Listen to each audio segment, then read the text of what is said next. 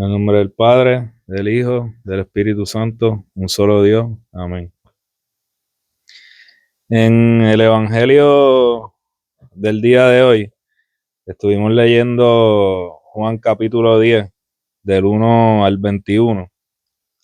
Y en este Evangelio nuestro Señor nos dice, de cierto les digo, el que no entra por la puerta en el redil de las ovejas, sino que sube por otra parte, es ladrón y salteador. Pero el que entra por la puerta es el pastor de las ovejas. Y más adelante, un poco más adelante en este mismo pasaje, Cristo nos dice, de cierto les digo, yo soy la puerta de las ovejas. Y estas palabras que Él nos dice es un planteamiento y es un mensaje que es bien particular de la fe cristiana, que no necesariamente la tienen otros sistemas de creencias o otras filosofías.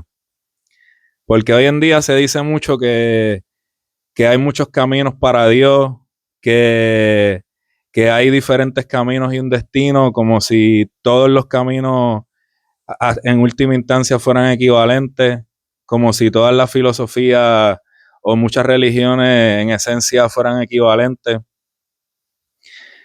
Pero aquí Cristo nos está diciendo, yo soy la puerta. El que entra por mí es el que va a tener libertad y el que va a entrar en el descanso. No hay dos puertas, ni tres puertas, ni muchas puertas. Él nos está diciendo, yo soy la puerta. Y en eso la fe cristiana es bien particular, porque nosotros no decimos que hay muchos caminos hacia Dios, sino que hay un camino hacia Dios, que es nuestro Señor Jesucristo. ¿Y por qué es así? ¿Por qué es que esto es así? ¿Por qué solamente hay un camino que es Él y no se puede llegar al descanso y no se puede llegar al paraíso por ninguna otra manera, por más que se intente? Porque como Él dice, los que tratan de llegar por otro lado que no es la puerta son ladrones y salteadores. Y esto, hay un poco que para entender esto, volver al principio y ver de dónde fue que cayó el ser humano, de cuál fue la condición original que cayó el ser humano y cómo se puede volver a esa condición original en la que nosotros fuimos creados. Porque en el principio, en el Edén, el ser humano estaba protegido por la energía de Dios, que Él es todopoderoso y que es omnisciente y todo lo sabe. Entonces, en el paraíso, el ser humano no tenía que preocuparse de nada. No tenía que estar como nosotros hoy en día haciendo un presupuesto, calculando a ver si le daba hasta fin de mes, arreglando su casa constantemente para que no le entren goteras o no se le dañe el techo, calculando el ingreso, calculando la comida, preocupándose por qué va a comer o si se hace daño o si se le daña el carro, todas estas miles de cosas que nos afectan hoy en día, que son miles y miles y miles de variables y miles de diferentes aspectos que nos pueden hacer daño, por más que uno le preste atención. A veces por más cuidadosos que somos, a veces no llegamos a fin de mes. A veces por más cuidadosos que somos, nos caemos y nos tropezamos y nos rompemos una pierna, nos rompemos un brazo, nos lastimamos. A veces por más cuidadosos que seamos, comemos algo que nos cae mal y nos enferma. Entonces en el paraíso el hombre no tenía nada de esos problemas porque Dios, que lo sabe todo y que tiene un poder infinito, nos estaba cuidando, nos estaba protegiendo. Él era el que calculaba todo. Él era el que hacía todos los cálculos y velaba todas las variables y estaba pendiente a todos nosotros para que a nosotros no nos faltara nada ni nos pasara nada. Pero ¿qué pasa? El ser humano entonces le hizo caso a Satanás. Le hizo caso a la serpiente cuando le dijo, ¿por qué tú no puedes comer del árbol que Dios te prohibió? Y Eva le dijo, porque es que si lo comemos vamos a morir. Y él le dice, no es que van a morir, es que van a ser como Dios. Dios, en su sabiduría al principio, le advirtió la consecuencia final que tenía comer del árbol. Satanás en su astucia le escondió esa consecuencia final y le dijo cosas que podían pasar en el medio, pero que no le explicó las consecuencias reales de eso que podía pasar. Es como cuando nuestros padres nos dicen, no te metas en las drogas, no te vayas a la calle, porque vas a terminar preso, vas a terminar muerto. Ellos nos están hablando de a dónde termina ese camino. Pero vienen los consejos malos, los consejos del diablo, y nos dicen, no, pero no es que vas a terminar preso ni muerto.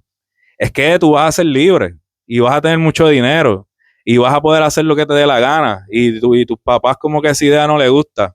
Y entonces confunden a los jóvenes, confunden a las mentes que no, que todavía no tienen esa madurez y no pueden ver más allá a las últimas consecuencias. Entonces, ¿qué decidió el hombre? El hombre al comer la manzana decidió que yo voy a ser entonces el juez de lo que es bueno y malo. Yo voy a decidir por mi cuenta y no que decida Dios por mí. Por eso cuando Dios lo expulsó del paraíso, él dijo, el hombre ha llegado a ser como uno de nosotros, porque se hizo conocedor del bien y el mal. Y esta palabra de conocedor no implica tanto conocerle en la mente, sino que tomó decisión de lo que es el bien y el mal. Tomó decisión propia. Entonces, si esa fue la decisión que nosotros tomamos, si Dios dijo entonces, pues si eso es lo que ustedes quieren, ustedes son los que quieren decidir, ustedes son los que quieren gobernar su vida, pues si esa es su decisión, pues háganlo entonces, gobiernense ustedes mismos. Pero ustedes no tienen el poder que yo tengo para cuidarlo. Si ustedes se quieren cuidar ustedes mismos con su propio poder, ¿qué les va a pasar? Van a caer en ansiedad, van a caer en depresión, van a caer en problemas que no van a poder solucionar completamente porque su poder no es infinito como el mío. El poder de ustedes no es infinito. Y por eso en el Edén todo estaba bien porque era un poder infinito que los cuidaba. Pero ustedes quieren estar en mi lugar y cuidarse ustedes mismos, van a morir. Porque ustedes no van a poder hacer lo mismo que yo hago. Porque ustedes no tienen el poder que yo tengo. Y ese ha sido el problema de la caída del hombre. Entonces, ¿cómo nosotros volvemos otra vez a eso? Pues necesitamos estar de nuevo bajo ese poder infinito que es Dios. Estar otra vez bajo el poder infinito de Dios y no bajo nuestro propio cuidado. Por eso Cristo nos dice, el que no entra por mí no puede llegar. El que no sigue lo que yo enseño no va a poder llegar al descanso verdadero. ¿Y qué es lo que Cristo nos enseña? Él nos enseña a negarnos a nosotros mismos. Y nos dice, el que quiera seguirme, que se niegue a sí mismo, que tome su cruz y me siga. Porque entonces tú no estás ya dependiendo de ti mismo. Estás revirtiendo el error que cometió Adán, que fue tratar de hacer las cosas por sí mismo. Cristo nos dice, no, niégate a ti mismo y sígueme. Y por ese es el camino que realmente vamos a poder llegar a ese estado primero que Dios nos hizo y recuperar nuestra naturaleza verdadera. Y esto de negarse uno mismo, Cristo no nos lo está diciendo desde una posición de comodidad o exigiéndonos algo que Él mismo no haya hecho. Porque Él nos dio el ejemplo primero. Él antes de exigírnoslo, él lo hizo primero que nosotros. Por eso es que Él es el buen pastor, que da la vida por sus ovejas.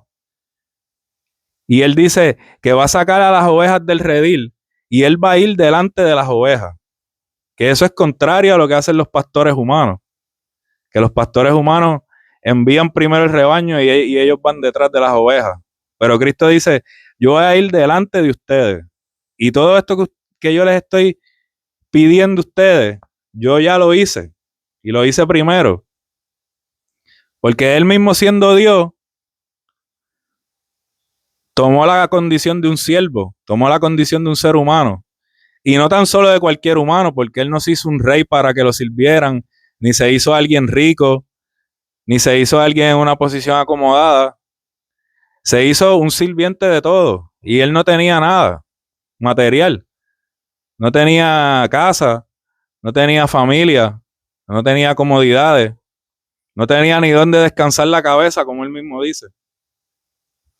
Entonces todo esto de negarnos a nosotros mismos, él primero nos los enseñó. Y él no usó su poder divino en ningún momento para hacerse la vida más fácil, ni para limitarse el sufrimiento, ni nada de eso por el estilo. Su poder fue para servir a los demás, para mostrarnos el camino, para que la gente tuviera fe. No fue para él hacérselo más fácil. Incluso en el desierto, antes de que el diablo lo tentara, él estuvo ayunando 40 días y llegó a sentir hambre porque él era plenamente humano. Él era perfecto Dios y perfecto humano. Humano en todo el sentido de la palabra y Dios en todo el sentido de la palabra. Y cuando sintió hambre, ¿qué lo tentó el diablo? Le dijo, pero si tú no eres el Hijo de Dios, si tienes tanta hambre, mira, convierte esa piedra en pan y cómetela y ya. Y ni siquiera eso él hizo. Él dijo, no solo de pan vive el hombre, sino de toda palabra que sale de la boca de Dios. Ni siquiera en ese momento él usó su poder para complacerse él mismo y darse un gusto él mismo. Y eso era parte de lo que el diablo quería hacer, dañar su propósito y dañar su misión. Porque entonces, así, había alguien que no supiera, hubiera tenido razón para criticarlo. Y para decir, pero Cristo, para ti fue fácil, porque mira, cuando tú tuviste hambre, tú convertiste el pan en una piedra en pan y te la comiste. Nosotros no podemos hacer eso. Pero él no lo hizo. Para que nadie dijera que él no vivió una humanidad plena y que él no fue humano realmente. Así que todas estas cosas, él las hizo primero. Y él es el que nos saca hacia la libertad. Y solamente por él podemos llegar a esa libertad. Porque también otra interpretación del redil de las ovejas es que ese redil donde estaban las ovejas representa también la ley en el viejo pacto, donde las ovejas estaban seguras dentro de ese redil y protegidas del mal, protegidas de las cosas malas del mundo, porque tenían cierta conciencia de lo que es bueno y malo. Pero las ovejas no se pueden quedar toda la vida en el redil, porque en el redil no tienen comida, no tienen agua, no tienen espacio para caminar, están encerradas, están seguras, pero están encerradas y no pueden permanecer ahí para siempre. Entonces Cristo es la única puerta que nos puede sacar de ese redil, de la esclavitud de la ley y traernos a la libertad verdadera. Y como él dice también en este pasaje, hay otras ovejas que no son de este redil, pero también yo las voy a adoptar y todas van a ser un solo rebaño. O sea que esta promesa de Cristo es para todo el mundo, tanto los judíos que estaban bajo la ley como las personas de todas las naciones. Todas él las juntó y las hizo un rebaño que tiene un solo pastor, que es nuestro Señor Jesucristo, que nos dio el ejemplo y que Él hace lo que nos pide, primero que nosotros. Y lo que nosotros tenemos que hacer, Él ya lo hizo. Y lo que nosotros podemos sufrir, Él ya lo sufrió. Y todo esto nos lo dejó como ejemplo para que sepamos quién es el verdadero pastor. Quién realmente es el pastor de las ovejas, que es nuestro Señor Jesucristo. En nombre del Padre, del Hijo y del Espíritu Santo, un solo Dios. Amén. Amén.